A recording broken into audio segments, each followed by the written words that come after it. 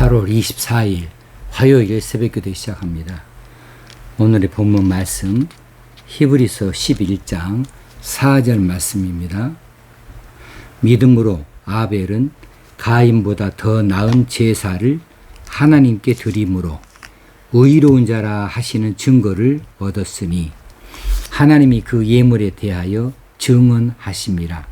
그가 죽었으나 그 믿음으로써 지금도 말하느니라. 아멘. 11장에 들어와서 1절에서 3절까지는 믿음의 본질에 대하여서 언급이 있었습니다. 그리고 이제 4절에서부터 7절까지는 아브라함 이전에 믿음의 선진들을 소개하고 있습니다. 믿음의 관점에서 소개하고 있습니다. 그 중에서 오늘 4절에서는 아담의 아들 중 아벨의 믿음에 대하여서 소개하는 내용이 되겠습니다. 4절 말씀 다시 한번 봉독합니다. 믿음으로 아벨은 가인보다 더 나은 제사를 하나님께 드림으로 아담의 아들 가인과 그 동생 아벨이 하나님께 예물을 가지고 제사를 드린 것은 창세기 4장 초반에서 볼 수 있습니다. 가인의 직업은 농부이었기 때문에 그 땅의 열매들 중에서 우리 성경에서는 땅의 소산이라고 번역을 했습니다. 그 땅의 열매들 중에서 일부를 취하여 하나님께 제물로 드렸습니다. 아벨의 직업은 목자이기 때문에 치고 있는 양떼들 중에서 첫 새끼와 그 기름을 구별하여 하나님께 제물로 드렸던 것이지요. 가인과 아벨이 나름대로 제물을 택하여서 하나님께 제사를 드렸는데 하나님께서는 두 사람에게 다르게 반응하셨던 것이지요. 아벨과 그의 제물은 받으셨지만 가인과 그의 제물은 받지 않으신 것입니다. 이 일로 인해서 가인은 기분이 상하였고 결국에는 아벨을 죽이는 큰 범죄를 하고 맙니다. 자, 하나님께서는 왜 아벨과 그의 제물은 받으시고 가인과 그의 제물은 받지 않으셨던가? 왜 그렇게 하셨을까? 의견이 분분해요. 그런데 가장 정확한 이유가 본절에 나와 있어요. 방금 읽은 대로 믿음으로입니다. 믿음으로 아벨은 가인보다 더 나은 제사를 하나님께 드렸다. 믿음의 측면에서 보았을 때에 아벨의 제사는 가인보다 더 나은 제사였다는 사실이지요. 이것 때문에 하나님께서는 아벨과 그의 제물을 받으셨어요. 여기서 중요한 것은 아벨과입니다. 아벨과 그의 제물을 받으셨다. 하나님께서 아벨이 드린 이 양 첫 새끼와 그 기름을 제물로 받으신 것일 뿐만 아니라 아벨을 받으셨다고 그랬어요. 아벨을 받으셨고 그의 제물을 받으셨다. 그런데 반대로 가인의 경우는 가인도 받지 아니하시고 그의 제물도 받지 않으신 것으로 성경은 기록하고 있습니다. 그래서 중요한 것이 뭘까? 아벨과 가인의 차이점은 무엇일까? 그 두 사람이 하나님 앞에 드린 이 제사의 측면에서 무엇이 그렇게 극명하게 받고 또 받지 아니하시고를 만들어냈는가? 오늘 본문에서는 믿음이라고 말합니다. 히브리서 11장은 믿음의 장이라고 그랬어요. 그러니 이 믿음에 대해서 중심을 두고 기록을 하고 있는 거죠. 그래서 아벨의 믿음을 이야기하고 있는 겁니다. 믿음으로 아벨은 가인보다 나았다는 거예요. 그래서 아벨은 가인보다 더 나은 제사를 하나님께 드릴 수 있었다. 무엇 때문에? 믿음 때문에. 그래서 하나님께서는 아벨을 받으시고 아벨의 제사를 받으시고 아벨을 의로운 자라 하시는 증거를 주셨다. 본문에서는 얻었으니 하고 수동태를 쓰고 있는데 하나님께서 의로운 자라고 하셨다. 그러면 죄 용서가 있다는 이야기죠. 자,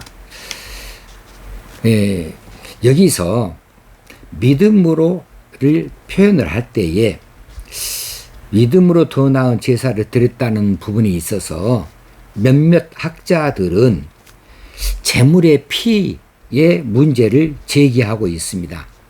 다시 말하면 아벨의 제사에서는 동물이 있으니까 양이 있고 또 그 기름이 있으니까 피를 동반하여 드리는 속죄의 제사가 되어졌지만은 그래서 하나님께서는 아벨의 제사를 연락하셨지만은 가인의 제사는 곡식이나 열매였기 때문에 피가 없다는 거예요.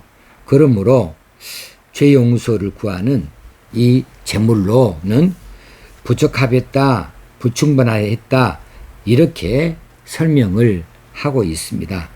부분적으로는 이해가 될 만하기도 하고 또 납득할 부분도 없지 않아 있긴 합니다만은 그런데 더 정확하게 엄밀하게 말하자면 이 속죄의 피 흘림 제사 제도는 훨씬 후에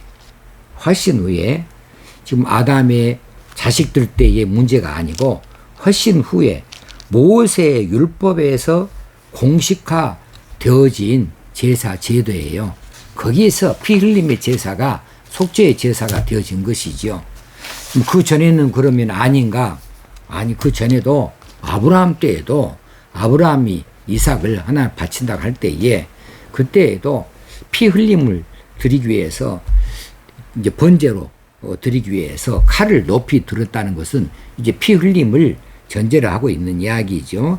그래서 공식화되지는 않았지만은 그 앞에도 그런 일은 있을 수 있었다라고 하는 측면에서는 그래 일면 또 납득이 될 수도 있겠다 하기는 하지만 불충분하다.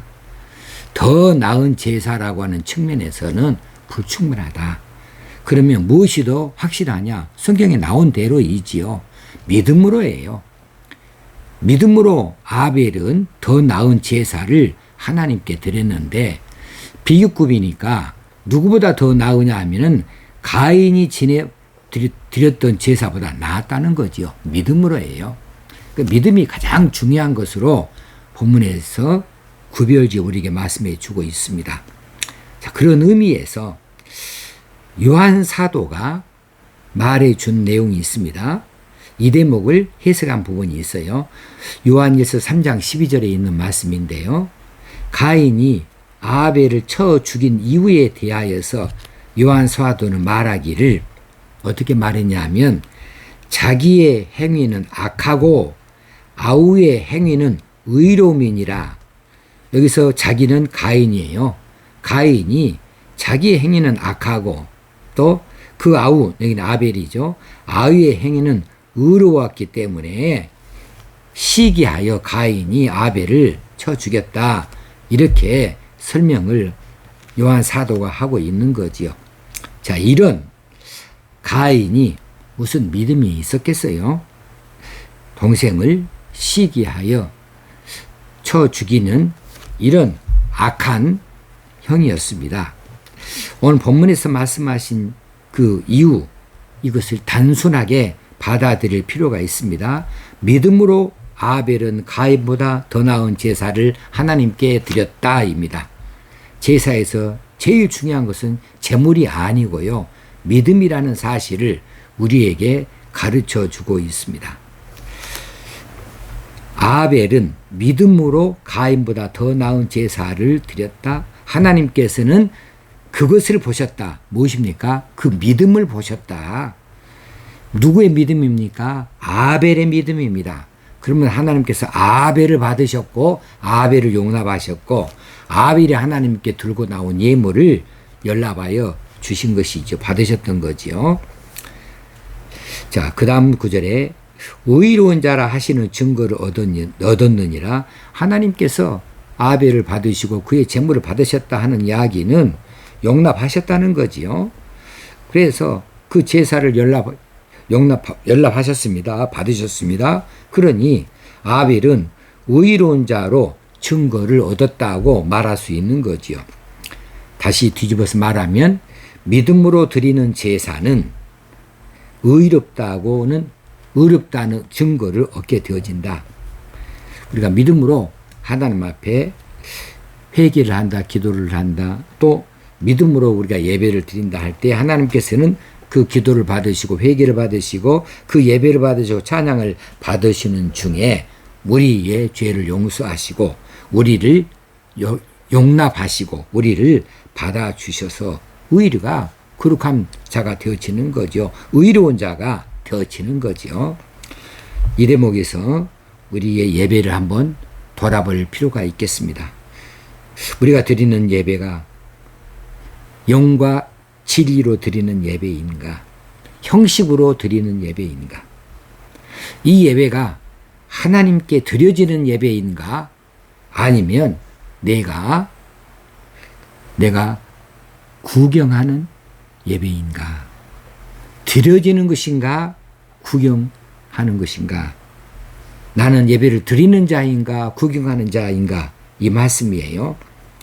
그래서 이제 예배에 집중하여 예배에 온 정신을 다 쏟아 넣어서 하나님만 바라보고 찬송을 하고 예배 순서에 따라서 모든 일들을 설교도 듣기도 하고 또 예물도 드리기도 하고 그렇게 할 필요가 있는 거죠. 순서 하나하나가 다 하나님께만 드려지는 행위이기 때문에 그렇습니다. 그 행위에는 믿음이 동반돼야 하는 것은 두말할 것이 없지요. 자, 마지막 부분입니다. 그가 죽었으나 그 믿음으로써 지금도 말을 하느니라. 자, 그가 죽었다고 구태여 말합니다. 아니, 아벨이 지금까지 살아있을 수가 없고요. 이미 성경에서 가인에 의해서 죽임을 당했으니까 구태여, 여기서 죽음에 대한 말할 필요가 없어요. 지금 11장에서 믿음의 조상들을 여러 등장시키는데 그 누구도 죽었다고 표현된 경우가 없어요. 오직 아벨밖에 없어요. 그렇다면 이 저자는 아벨의 죽음에 대하여서 뭔가 의미를 부여하고 싶고 이 아벨의 죽음을 통하여서 뭔가 하고 싶은 말이 있다는 표시가 아니겠는가 싶습니다. 그가 죽었으나 어떻게 죽었습니까?